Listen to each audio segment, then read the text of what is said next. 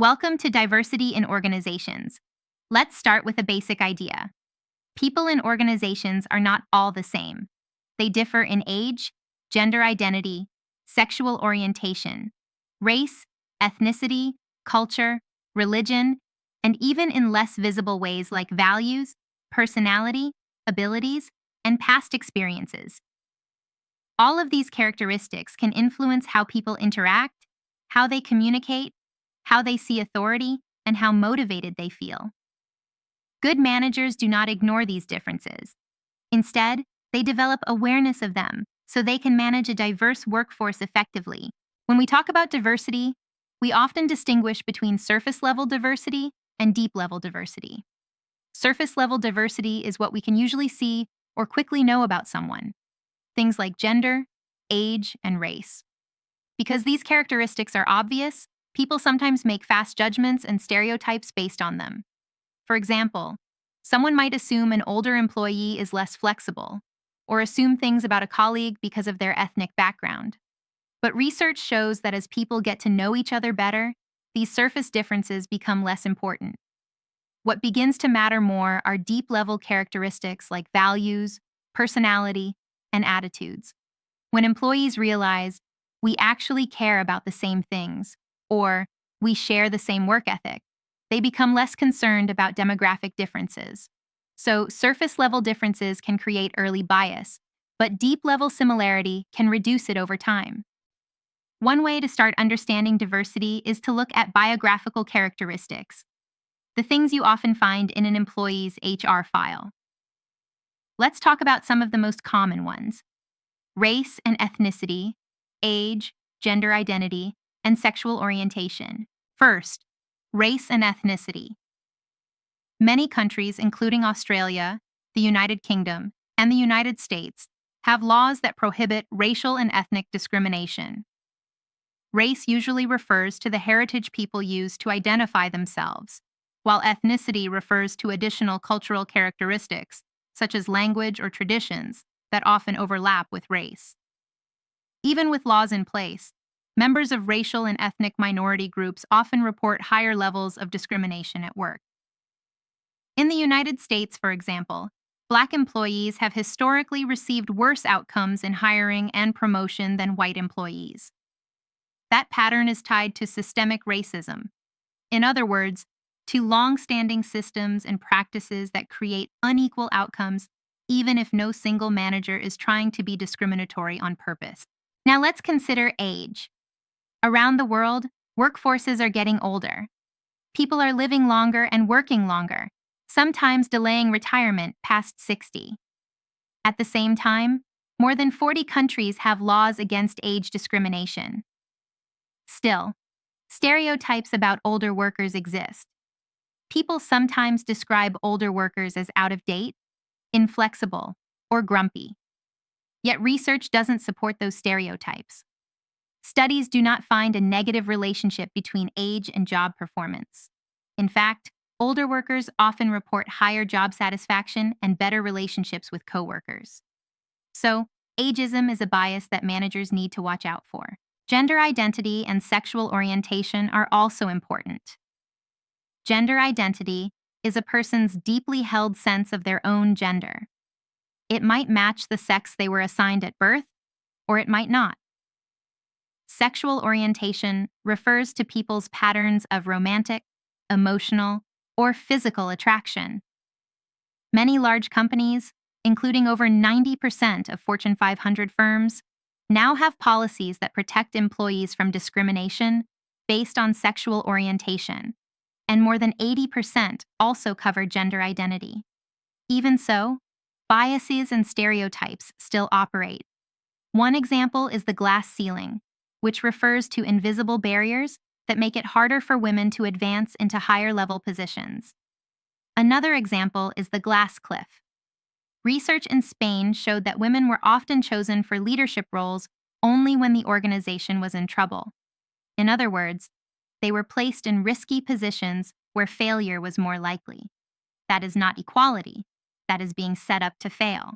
There is also evidence of bias against LGBTQ+ employees. In one study in the United States, Researchers sent the same resume to employers, but on half of the resumes, they added information that suggested the applicant had been active in a gay student organization. The resumes without that information received 60% more callbacks. That shows that discrimination can still occur even when applicants are equally qualified. Organizations are slowly recognizing that there are both ethical reasons and business reasons to be more inclusive. Companies with more women in leadership, for example, often report better financial performance. So far, we've talked about differences. Now let's talk about how those differences become problems. This brings us to prejudice and discrimination. Prejudice is an attitude, a generalized, usually negative feeling toward a group or its members. Prejudice helps maintain hierarchies because it justifies treating one group as better than another. Sometimes prejudice is obvious, but sometimes it is not. When prejudice is hidden or outside our conscious awareness, we call it implicit bias. Many people may honestly believe, I treat everyone the same, but their automatic reactions, their hiring decisions, or the way they assign projects may still favor one group over another. That is why many organizations now offer implicit bias training to help people notice and interrupt those automatic patterns. Discrimination is different from prejudice. Prejudice is an attitude. Discrimination is a behavior. Discrimination happens when actions or policies create or reinforce advantages for some groups and disadvantages for others. It can be intentional or it can be unintentional. We often talk about two forms: disparate treatment and disparate impact. Disparate treatment is intentional.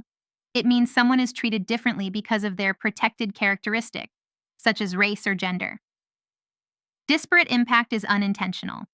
It means a neutral-looking policy ends up harming a protected group more than others. For example, a company might review applicants' social media accounts to get to know them. But if managers unconsciously react more positively to candidates from their own background, the result may still be discriminatory, even though the policy seemed neutral. Why does this matter? Because people who feel discriminated against report more stress, more anger, and more injustice. That leads to lower job satisfaction, worse physical and mental health, and sometimes to quitting. For employers, discrimination leads to lower productivity, less helpful behavior, more conflict, and more turnover. In other words, discrimination is bad for people and bad for business. Not all discrimination is obvious. Sometimes it is subtle. We call these subtle behaviors microaggressions. Microaggressions are small, often unintentional comments or actions that communicate disrespect or exclusion toward people from marginalized groups. They can be small insults, like always mispronouncing someone's name, or making jokes about their accent, or micro-invalidations, like saying, I don't see color, when someone is trying to talk about racism.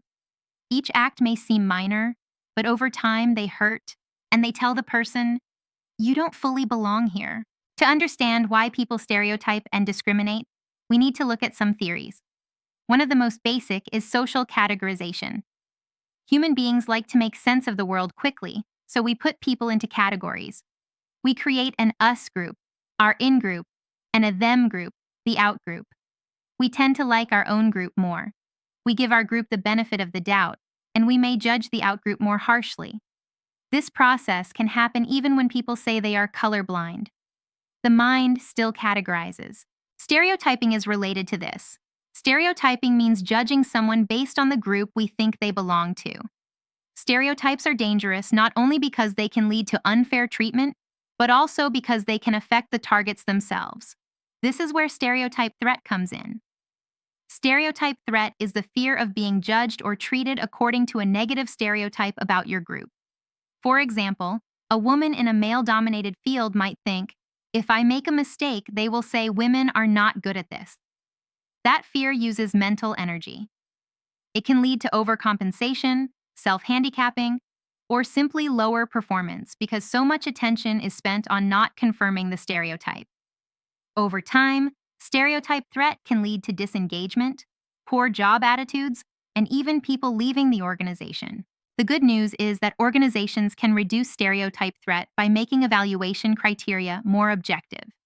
by confronting microaggressions, and by sending clear messages that everyone is valued. Another concept is stigma. Stigma means having a characteristic that is devalued in a certain context, especially if that characteristic is hidden or not immediately visible. People with stigmatized identities may spend energy deciding whether to disclose, how to disclose, or whether it is safe to be themselves at work. Two more theories help explain why inequality persists. System justification theory says that sometimes even people who are disadvantaged by a system will defend that system. They may say, "That's just how things are," or, "If I work hard, I can make it," even when the system is clearly unfair. Social dominance theory says that societies tend to form hierarchies, with some groups on top and others below. Some people have a high social dominance orientation. They like hierarchies, and they believe some groups are superior. Managers with high social dominance orientation tend to judge low-status employees more harshly, especially if they think those employees are getting special treatment. That is something organizations need to be aware of. Diversity is also more complex than a single category. This is where intersectionality comes in. Intersectionality is the idea that people have multiple identities at the same time. For example, a person can be a young, Black, lesbian, immigrant woman, and these identities combine to create unique experiences. We cannot fully understand her situation if we only look at gender or only at race. People are like cultural mosaics, made up of many pieces. Some people also hold what we call cultural mosaic beliefs, which means they support the idea that people have many layers and that all of those layers can be valued. Now, let's look at diversity in groups. Managers often ask, if people are so different, how should I build teams? Research shows that surface-level diversity, visible differences, can increase conflict in the early stages of a group because people focus on how they are different. However, if the leader keeps the group focused on the task, and if the group learns to work together, that early conflict can decrease. Deeper level diversity, differences in values and opinions, can also create conflict, but it can be healthy conflict if it helps the group examine more ideas. Differences in skills and knowledge are often very good for performance and innovation, as long as the team has good processes. Teams can also split into subgroups. We call these divisions fault lines. Fault lines form when several characteristics line up together. For example, all the young men are engineers from one country, and all the older women are accountants from another country. When that happens, the team can break into us versus them. Organizations can reduce this by creating policies and cultures that welcome many voices, and by making diversity an assumption, not an exception. Because people also carry strong cultural identities, we need to talk about cross-cultural organizational behavior. One of the most famous frameworks is Geert Hofstede's. He identified several ways that national cultures differ. Power distance is about how much people accept unequal power. Individualism versus collectivism is about whether people prefer to act as individuals or as members of a group. Masculinity versus femininity is about whether a culture values achievement and power or cooperation and quality of life. Uncertainty avoidance is about whether people prefer clear rules or are comfortable with ambiguity. Long-term versus short-term orientation concerns whether people focus on the future, the past, or the present. The Globe study built on this and added more dimensions, such as gender egalitarianism, humane orientation, assertiveness, and performance orientation. These cultural differences matter because they influence how people expect leaders to act, how they give feedback, how they negotiate, and how they react to rules. Some cultures are also tighter than others. Tight cultures have strong norms and clear punishments for breaking those norms. Loose cultures are more flexible. Expatriates, people on international assignments, often find tight cultures harder to adjust to. Cultural intelligence, or CQ, helps here. Cultural intelligence is the ability to work effectively in culturally diverse situations. It is linked to better performance, better adjustment, and better leadership in global settings. After all this theory, the big question is, what should organizations actually do? This is where diversity management comes in. Diversity management means using evidence-based strategies to manage and leverage the diversity of the workforce. Many organizations now talk not only about diversity, but about diversity, equity, and inclusion, sometimes called DEI. Diversity is about representation. Equity is about fair access to opportunities and recognizing that some people face real barriers. Inclusion is about creating an environment where people feel valued and safe to contribute as their authentic selves. There are two classic ideas that help: the common in-group identity model and the contact hypothesis. The common in-group identity model says we can reduce bias by helping people see that they are all part of the same larger group. We shift from us and them to we. The contact hypothesis says that, under the right conditions, contact between different groups reduces prejudice over time. What does this look like in practice? It can include recruiting messages targeted at underrepresented groups, fair and structured selection processes, mentorship programs for people who are often excluded from informal networks, diversity training that explains the legal framework and the business benefits, and leadership behaviors that both support belonging and value uniqueness. Leaders should speak about diversity, but more importantly, they should act. If they only talk, but do not change practices, employees will see it as tokenism, a superficial effort to look diverse without real commitment. A strong diversity culture and a positive diversity climate help everyone. A diversity culture says, "We value diversity here." A diversity climate is what employees actually experience in daily policies and behaviors. When both are in place, people identify more with the organization and are more willing to contribute. In today's workplaces, group work is a common practice. For teams to be successful, employees must share a common understanding of how to approach major tasks and develop strong communication skills. Ultimately, by emphasizing higher-level similarities, such as shared goals or organizational values, and applying transformational leadership techniques, organizations can enhance group effectiveness and collaboration. It needs to happen at every level of the organization and be genuine. Diversity, when it is managed well, is not a problem to be solved. It is an asset. It brings more perspectives to the table, helps organizations serve diverse markets, and creates workplaces that are fairer and more human. Your job, as a leader or future leader, is to make that potential real.